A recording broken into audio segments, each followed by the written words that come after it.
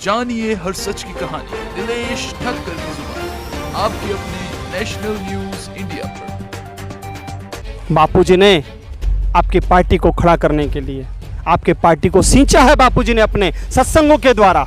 मैं इस डांग की बात कर रहा हूं।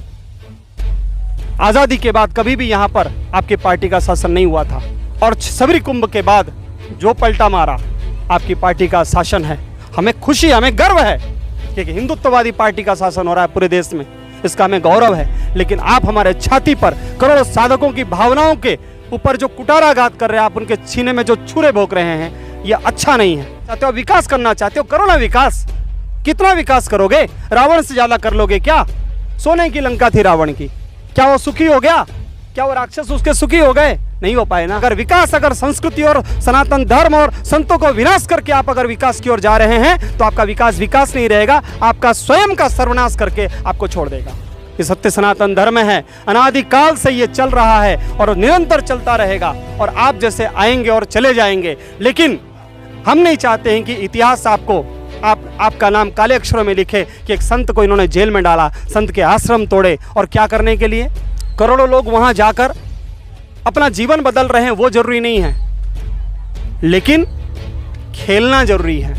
भारत में कभी किसी ने आपने सुना कि कोई चर्च तोड़ दिया गया? चर्चों की जमीनों को बनाए? बापूजी का आश्रम सत्य सनातन धर्म का केंद्र बिंदु है, वो बापूजी का आश्रम नहीं है। वो एक ऐसी जगह है जहां पर करोड़ों हिंदू जाकर संगठित होते हैं और एक राष्ट्र के सच्चे नागरिक बनते हैं, इस देश के लिए अपना योगदान देते हैं। ऐसे आश्रम को तोड़कर आप खेल का ग्राउंड बनाना चाहते हैं, बड़ा दुर्भाग्य है, बड़े शर्मनाक की बात है। आज आप जितने भी बड़े बड़े महामंडलेश्वर है, जिनके भी आश्रम हैं, मठ मंदिर हैं, उनको तोड़ दोगे तो भारत को आप कहाँ ले जाना चाहते हो? कहाँ ले जाना चाहते हो? विकास करना चाहते हो, करो ना विकास। कितना विकास करोगे? रावण से ज्यादा कर लोगे क्या? सोने की लंका थी रावण की, क्या वो सुखी हो गया?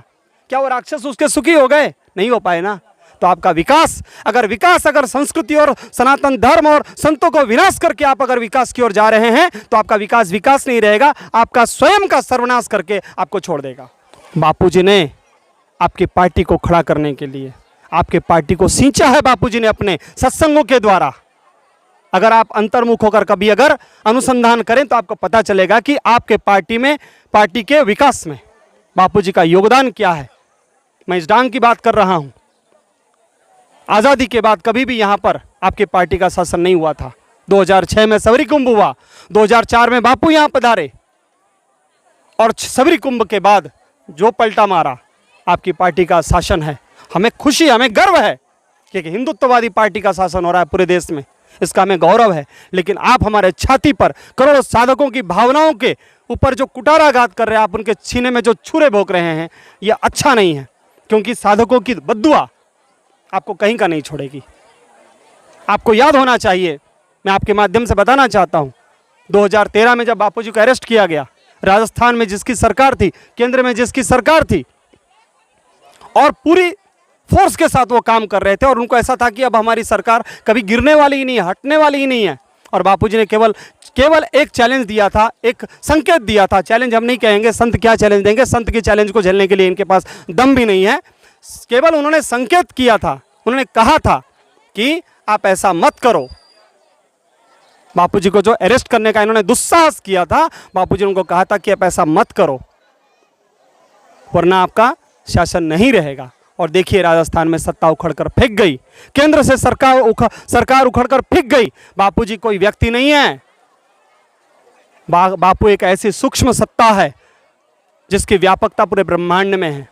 आप न सोचिए कि बापूजी को अपने कारागार में बंद कर देंगे तो सब कुछ बंद हो जाएगा, कुछ नहीं बंद होगा। ये सत्य सनातन धर्म है, अनादिकाल से ये चल रहा है और निरंतर चलता रहेगा। और आप जैसे आएंगे और चले जाएंगे, लेकिन हम नहीं चाहते हैं कि इतिहास आपका नाम काले अक्षरों में लिखे कि एक संत को इन्होंने जेल में डाला, संत के आश्रम तोड़े। और क्या करने के लिए? ओलंपिक के लिए। बताइए, एक संत का सत्संग इस भारत भूमि में, जो सत्य सनातन धर्म की भूमि है, युगों से चली आ रही इस धरती पर सत्संग जरूरी नहीं है। करोड़ों लोग वहां जाकर अपना जीवन बदल रहे हैं, वो जरूरी नहीं है, लेकिन खेलना जरूरी है। पैसे कमाना जरूरी है, तो इससे ये सिद्ध होता है कि आप विकास के नाम पर हमारे देश को, हमारे युवाओं को विनाश की ओर ले जाना चाहते हैं। लेकिन फिर भी हम, क्योंकि हम आपको अपना मानते हैं, क्योंकि हमने आपको सींचा है, आप कोई अकेले नहीं हो। करोड़ों साधकों के वोट से आपकी सरकार चल रही है और हम नहीं चाहते हैं कि उन करोड़ों साधकों के वोट का आपको झटका लगे। अगर वो झटका अगर साधकों ने ठान लिया तो आप समझ लीजिए कि परिणाम आते देर नहीं लगेगी।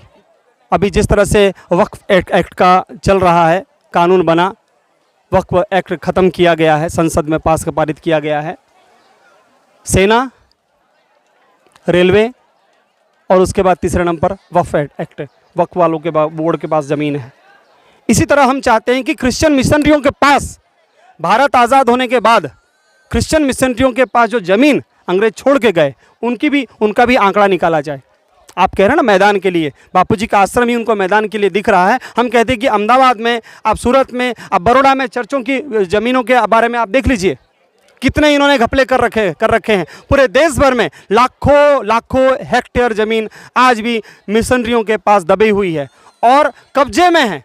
अंग्रेज जब भारत से गए तो उन्होंने समझौता करके गए थे, वो समझौता गया ख़त्म, भारत आज़ाद हो गया। अभी भी उस मानसिकता के साथ क्यों खड़े हम? उन ज़मीनों को भी मुक्त करके वहाँ पर भी तो खेल स्टेडियम बन सकता है। लेकिन कभी आपने सुना कि किसी चर्च को तोड़ा गया है? भारत में कभी आपने सुना कि कोई चर्च तोड़ दिया गया? चर्चों की ज़मीनों को बनाए। बापूजी का आश्रम सत्य सनातन धर्म का केंद्र बिंदु है, वो बापूजी का आश्रम नहीं है।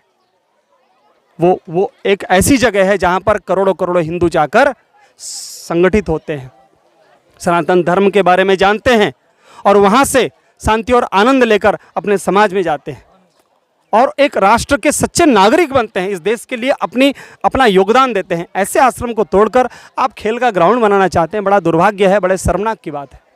जानिए हर सच की कहानी दिनेश ठक्कर की जुबान, आपके अपने नेशनल न्यूज़ इंडिया पर।